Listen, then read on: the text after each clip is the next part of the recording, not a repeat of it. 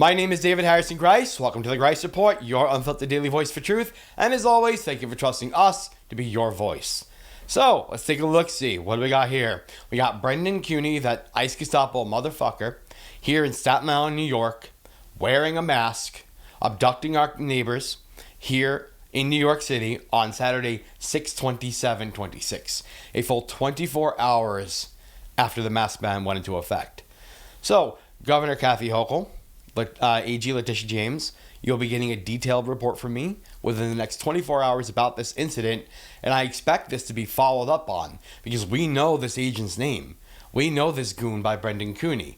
He's been all over the place. In fact, he was the one who assaulted Polka Dot Dress Woman in Manhattan last year. So, I mean, this guy's already committed violent crimes. We're going to let him get away with this one too. I'll be following up with you in that report, and I hope that you get back to me because together we can bring these motherfuckers to justice. So let's dive right back into the rest of the show. Today we had a complex set of rulings from the Supreme Court of the United States. There were a lot of wins, a lot of unexpected wins. So the first thing that we need to celebrate, and this is truly celebratory, is that they ruled 5-4 that you can count mail-in ballots after Election Day, provided they were postmarked before the date that they needed to be in. So that's a fantastic win because that's one of the cruxes of the fascist Trump regime's, crusade against mail-in voting, and that they think it's somehow wrong. But this solidifies it. Now it can be counted, and that's important moving forward. Next thing that was a very big win, geofencing warrants. So a geofence is basically a broad net of cellular phone data that a police agency or federal agency collects for investigative purposes, but there's no real privacy behind it. What this ruling did today in the Supreme Court was told these agencies that, hey, we need more protections enshrined for geofence warrants under the Fourth Amendment of the Constitution because casting such a broad net might infringe upon the Fourth Amendment, which is a very big win for us, especially in the activist community. Now, the ruling that's more complicated, and this is a big one. So it was a twofold ruling. So you had, number one, the Supreme Court of the United States ruled that Trump cannot fire Lisa Cook, who's a board member at the Federal Reserve. She cannot be fired. So he can't touch the Federal Reserve like he's been wanting to. However, the flip side of that ruling, and these opinions were issued together, is that he was allowed to fire somebody from the Federal Trade Commission, FTC member Rebecca Kelly Slaughter. So he was able to fire her, but not Lisa Cook.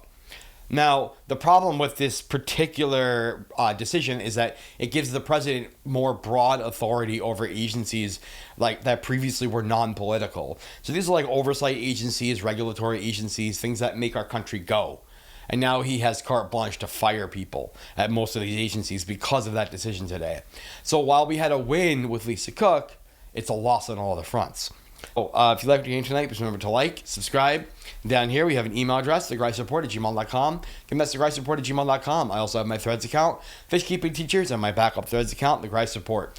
If you have any questions, if you have any tips, any information, please reach out to us. We're always happy to communicate with you.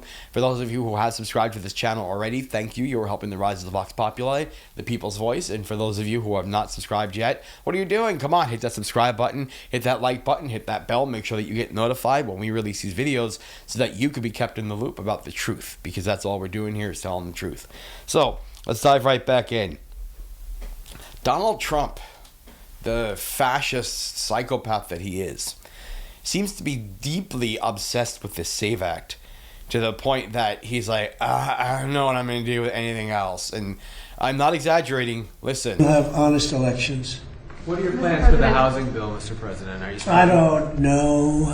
I think it's so unimportant by compared to the Save America Act. I think the Save America Act is exactly what it says. It's saving America from crooked elections. And the housing bill is a bill that can get approved. They worked on it long and hard. It's very bipartisan. That means the Democrats like it. I think it's maybe even it's probably maybe more that way. They're getting things that I wouldn't necessarily agree to. Nobody knows more than housing in the history of the presidency. Nobody did well like me in housing. I made a lot of money. I made a lot of money with housing. But when I look at that bill, it's a bill. But when I look at the Save America Act, it's about saving America. And I'd like to have the Save America. So this was a question. He was asked a question about the bipartisan housing bill. And he goes, I don't know. What is he, a teenager? Is he an overgrown child?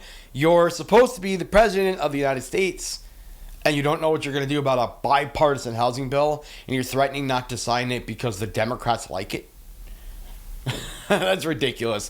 How is that steaming pile of crap, who's all over the Epstein files, still sitting behind that desk saying these ridiculous things? We all know the SAVE Act will never go into place. We must keep fighting it and remain vigilant because they like to do things under the cloak of darkness. But I don't think the SAVE Act stands a chance in hell. I think Trump knows that, and that's why he's throwing these tantrums. Because he can't hold these bills hostage.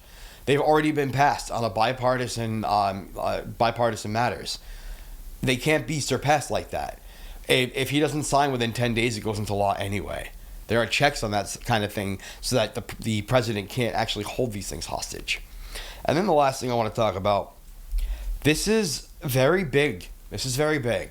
And I want you all to be watching this story over the next couple of weeks. This is in an unlikely place, a place that I haven't really talked a lot about. This is a town called Merrillville, Indiana. So in Merrillville, Indiana, the town has been fighting back against the ICE Gestapo, trying to put a concentration camp in their own neighborhood. And they've been doing a fantastic job. So kudos to you, Merrillville. Keep fighting. We're all rooting for you. So the fascist state AG for Indiana, his name is Todd Rokita. He is actually threatening the town of Merrillville, Indiana right now because he's saying their actions are violating their anti-sanctuary city policies in Indiana. They're desperate. They are absolutely desperate because the people in the town got crafty and the AG is desperate. This is a state that apparently is very MAGA right now in terms of their leadership. And the people in the town of Merrillville don't want that for their town. So they're putting up a hell of a fight. They're going to be legislating in the town council against the ICE Gestapo, and the AG is not happy with that. Well, guess what, AG? Go screw yourself. The people will always win. They'll always find a way because that's what justice is. That's what democracy is. Democracy is all of us because this is what democracy looks like. My name is David Harrison Grice. Thank you for watching the Grice Report. Thank you for joining the Rebel Alliance. This will be me signing off.